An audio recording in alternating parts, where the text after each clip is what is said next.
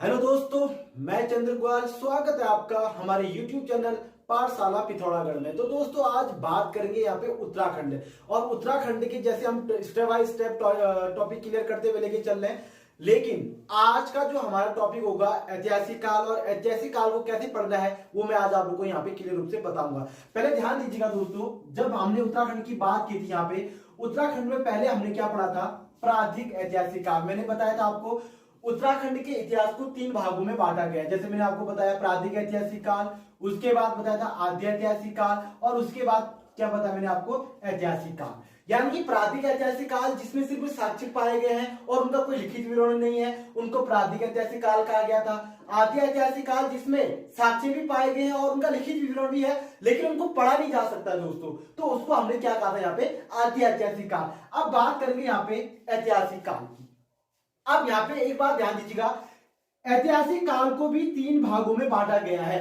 पहला है आपका प्राचीन ऐतिहासिक काल, उसके बाद है मध्य ऐतिहासिक काल, और उसके बाद है आपका आधुनिक ऐतिहासिक काल। अब यहाँ पे बहुत सारे बच्चे कहते हैं सर ये प्राचीन ऐतिहासिक काल को कैसे पढ़ना है, मध्य ऐतिहासिक काल को कैसे पढ़ना है, और साथ में आधुनिक ऐतिहासिक काल को कैसे पढ़ना है। पहले तो मैं इसका क्रम वाइज आपको क्लियर करा देता हूं, उसके बाद बताऊंगा कि पढ़ना कैसे। ध्यान दीजिएगा, जब हम यहाँ पे प्राचीन इतिहास काल की बात करते हैं तो यहाँ पे हम किसको पाते हैं? कुलिंद वंश को पाते हैं दोस्तों। उत्तराखंड में पहले राजवंश जो शासक करते थे वो कौन थे? आपके कुलिंद वंश।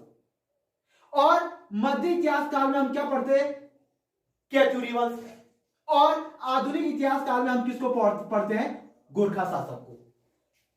सबसे पहले आप लोग ये ध्यान दीजिएगा कि हमको स्टेप बाय स्टेप पढ़ना कैसे है, क्योंकि एग्जाम में जो क्वेश्चन आते हैं हमारे वो किस टाइप से पूछे जाते हैं ये ज्यादा इंपॉर्टेंट है। मैंने आपको कहा प्राचीन इतिहास काल हम किसके अंतर्गत पढ़ेंगे? यहाँ पे कुलिंद वंश के अंतर्गत। उसके बाद मैंने बताया मध्य ऐतिहासिक काल, और उसके बाद बताया मैंने आधुनिक इतिहास काल, यानी कि कुलिंद वंश, केतुरी वंश और गोरखा शासन। और गोरखा शासन के बाद फिर हमारे उत्तराखंड में अंग्रेज क्या मार लेते हैं? एंट्री मार लेते हैं दोस्तों। तो ये थी एक उत्तराखंड के इतिहास काल को कि पढ़ना कहते हैं उसके बारे में क्लियर करना। अब ध्यान दीजिएगा दोस्तों, अगर मैं बात करूं यहाँ पे ऐतिहासिक काल की अगर मैं बात करूं, और यहाँ पे ऐतिहासिक काल में सबसे पहले प्राचीन इतिहास काल को लेके चलूं, तो यहाँ पे सबसे पहले अशोक के कुछ शिलालेख प्राप्त होते हैं दोस्तों। ये देहरादून के कालसिक क्षेत्र में इसके कुछ शिलालेख प्राप्त हुए, और ये वो बताता है कि मैंने यहाँ पे, यानी कि अशोक के जो शिलालेख पाए गए उसमें कुछ साक्ष्य प्राप्त हुए। उन्हें बताया गया है कि अशोक ने यहाँ पे अपने सहानुभूति और प्यार प्रेम का क्या दे रखा है? यहाँ पे दर्जा दिया गया है। और उन्होंने इस शिलालेख में बताया है कि मनुष्य व पशु के लिए मैंने चिकित्सक व्यवस्था की गई है। तो ये शिलालेख बताते हैं कि भाई, अशोक के शिलालेख बताते हैं कि मैंने मनुष्य और पशुओं के लिए इस टाइप से क्या कहते हैं यहाँ पे उनके लिए व्यवस्था की है, और उनको प्यार प्रेम से रहने की मतलब उनको कुछ उद्देश्य दिया है। तो ये चीज से पता चलता है कि जो हमारा प्राचीन इतिहास काल था, ये प्राचीन इतिहास काल मौर्य वंश के अंतर्गत रहे हुए।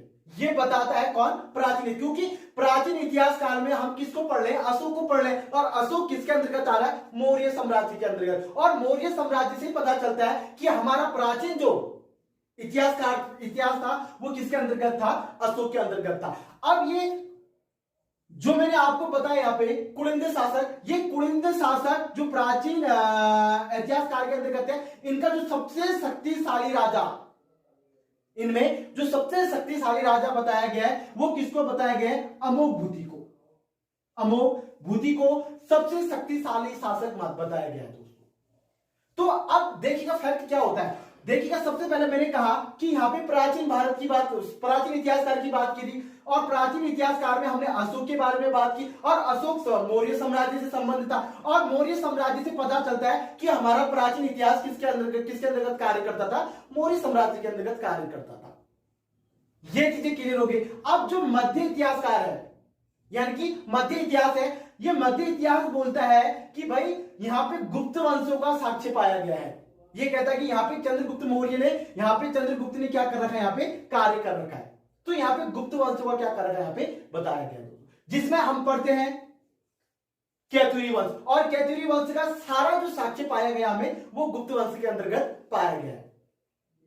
अब आधुनिक भारत की बात, आधुनिक इतिहास की बात करें तो यहाँ पे गोरखा शासक आ जाता है, और गोरखा शासक ने उत्तराखंड यानी कि कुमाऊं पर पहली बार आक्रमण कब किया, ये आपको पता होना चाहिए, बहुत बार पूछा गया है। 1790 पर, 1790 पर जैसे ही गोरखा नेपाल से आकर कुमाऊं पर आक्रमण करते हैं, और पहली बार आक्रमण कब किया गया, ये 1790 पर, और 1790 से ही हमारे वहां आधुनिक इतिहास का यानी कि आधुनिक उत्तराखंड की क्या हो जाती है, शुरुआत हो जाती है। तो ये थे कुछ यहाँ पे पॉइंट्स जो हमारे एग्जाम से रिलेटिव है दोस्तों। अब बात करेंगे यहाँ पे हम प्राचीन इतिहास को, तो प्राचीन इतिहास को भी 3 भागों में बांटा गया है दोस्तों। प्राचीन इतिहास को भी 3 भागों में बांटा गया, जैसे मैंने आपको बताया कुलिंद वंश, कुलिंद के बाद कर्तिकपुर वंश, और उसके बाद कैथुरी वंश, कैथुरीपुर वंश या कार्तिकीपुर वंश भी कहा जाता है इसको। ये 3 वंश के अंतर्गत इसको बांटा गया है। एक में बताया गया है बहुराजकता, एक में क्या बताया गया है, जो हमारा कुलिंद वंश है उसमें बहुराजकता बताया है। बहुराजकता का अर्थ होता क्या है, बहुराजकता का अर्थ जो बताया गया है कि छोटे छोटे साम्राज्य को क्या करना, अलग अलग रूप से विस्थापित करना, और उनपे अलग अलग राजाओं का क्या होना, राज होना। तो ये इस टाइप से बहुराजकता को दिखाया गया है किसमें, हमारे कुलिंद शासन में। और जो कर्तपुर जो शासक है इसमें अराजकता को दिखाया गया है, यानी कि सबका क्या करना, एक साथ समावेश करना। तो ये अराजकता और बहुराजकता ये दोनों हम किस पे पाते हैं, प्राचीन उत्तराखंड पे। तो ये चीजें थी दोस्तों हमारे उत्तराखंड के कुछ इतिहासकारों की। अब हम पढ़ेंगे यहाँ पे मध्य ऐतिहासिक काल, और मध्य ऐतिहासिक काल में हम कैथुरीपुर पढ़ेंगे दोस्तों, कैथुरी वंश पढ़ेंगे। उसके बाद आधुनिक उत्तराखंड पढ़ेंगे, तो आधुनिक उत्तराखंड में हम गोरखा शासक पढ़ेंगे दोस्तों। तो आज का जो टॉपिक मैंने आपको बताया कि उत्तराखंड की शुरुआत कैसी हुई है, और ये लास्ट से ऐतिहासिक काल तक कैसे चला हुआ है, और इतिहास काल के अंतर्गत हमने प्राचीन यानी कि प्राचीन इतिहासकार हमने क्या कर दिया, यहाँ पे क्लियर करा दिया दोस्तों। ये यहां से 2-4 पॉइंट क्लियर होते हैं कि अशोक का शिलालेख कौन से वंश में पाया गया, कौन से काल में पाया गया, तो प्राचीन काल में पाया गया दोस्तों। और उसके बाद मध्य काल की बात करें तो मध्य काल में हमने सिर्फ कैथुरी वंश पढ़ना है, और कैथुरी वंश में जो मेन पॉइंट्स हैं वही मैं आपको यहां पे बताऊंगा। और उसके बाद हम पढ़ेंगे आधुनिक उत्तराखंड, और आधुनिक उत्तराखंड में हमने किसको पढ़ना है, गोरखा शासक को पढ़ना है। तो ये था दोस्तों हमारा कुछ पॉइंट, और आगे देखने के लिए अब हम आगे क्या पढ़ेंगे, मध्य भारत पढ़ेंगे, और मध्य उत्तराखंड पढ़ेंगे, और मध्य उत्तराखंड में आपको सारी चीजें क्लियर करते हुए लेके चलेंगे। जय हिंद, जय भारत, जय उत्तराखंड।